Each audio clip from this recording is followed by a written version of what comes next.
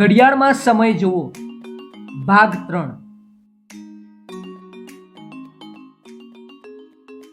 આજે આપણે જાણીશું ઘડિયાળના કલાક અને મિનિટ કાંટા વચ્ચે શું સંબંધ હોય છે। સાહેબ, અમારે ઘડિયાળ જોવા વિશે થોડું વધારે જાણવું છે। કહો, શું જાણવું છે? સાહેબ, અમને એ સમજાવો કે મિનિટ કાંટો અને કલાક કાંટો આગળ ક્યારે વધે છે અને તેમની વચ્ચે શું સંબંધ છે?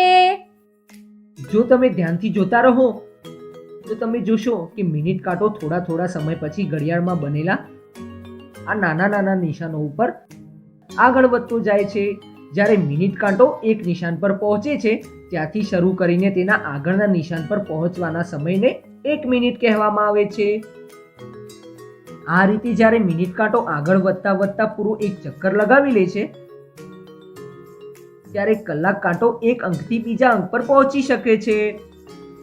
કલાક કાંટો ખૂબ જ ધીમે ફરે છે, કદાચ એટલા માટે આપણે તેને ફરતો નથી જોઈ શકતા। હા, તો પણ તમે ખૂબ જ ધ્યાનથી કલાક કાંટાને જોશો તો તેને ફરતા તમે જોઈ શકશો। સાહેબ, અત્યારે આ ઘડિયાળના સમયને કેવી રીતે વાંચીશું? 4:0 કે 3:60? બંને સાચા છે, પરંતુ 4:0 બોલવું વધારે યોગ્ય છે। કેવી રીતે સાહેબ? 60 મિનિટ 1 કલાક બરાબર હોય છે, તો જ્યારે તમે કહો છો કે 3:60 થઈ છે તો તેનો અર્થ છે કે 3 વાગ્યા પછી 1 કલાક વધારે થઈ ગયો છે, એટલે 4:0 થઈ છે। હવે સમજી ગઈ સાહેબ।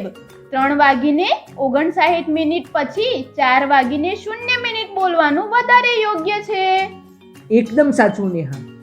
અને આપણે તેને 4 વાગ્યા છે એવું પણ કહી શકીએ છીએ। જો મિનિટ શૂન્ય છે તો તેને બોલવું જરૂરી નથી। હવે હું તમને એક વધારે સમય ઘડિયાળમાં બતાવું છું।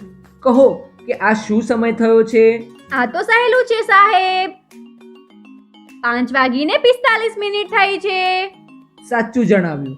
હવે એ કહો 6 વાગવામાં કેટલી મિનિટ બાકી છે? 6 વાગવામાં 15 મિનિટ બાકી છે સાહેબ। શાબાશ નેહા, આપણે ઘડિયાળના સમયને આ રીતે પણ બોલી શકીએ છીએ। સમજી નહીં સાહેબ? જુઓ, ઘડિયાળને જોતી વખતે સૌથી પહેલા કલાકના કાંટાને જોવામાં આવે છે અને તેના આધારે જ સમય જણાવવામાં આવે છે। હા સાહેબ। જો કલાક કાંટો 5 થી આગળ જતો રહ્યો પરંતુ 6 થી પાછળ છે તો એ નક્કી થઈ જાય છે કે 5 થી વધારે વાગ્યા છે અને 6 થી ઓછા વાગ્યા છે। હા સાહેબ, આ પણ સમજાઈ ગયું। કેટલું વધારે કે કેટલું ઓછું છે તે મિનિટ કાંટાને જોઈને પણ જાણી શકાય છે। હા સાહેબ। હવે મિનિટને વધારે મિનિટ કે ઓછી મિનિટના આધારે જણાવી શકો છો।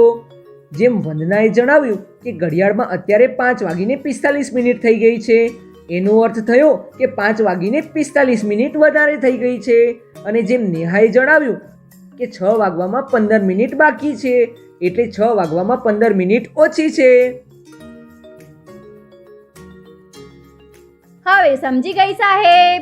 જણાવ, શું સમજી? એ જ કે મિનિટનો કાંટો જ્યારે એક ચક્કર પૂરું કરી લે છે ત્યારે 1 કલાક પૂરો થાય છે। તેનો અર્થ 1 કલાકમાં 60 મિનિટ હોય છે। જેમ કે 5:45 અને બાકી રહેલી મિનિટના આધારે જેમ કે 6 વાગવામાં 15 મિનિટ ઓછી છે। આ બંને રીતે બોલવામાં આવે છે।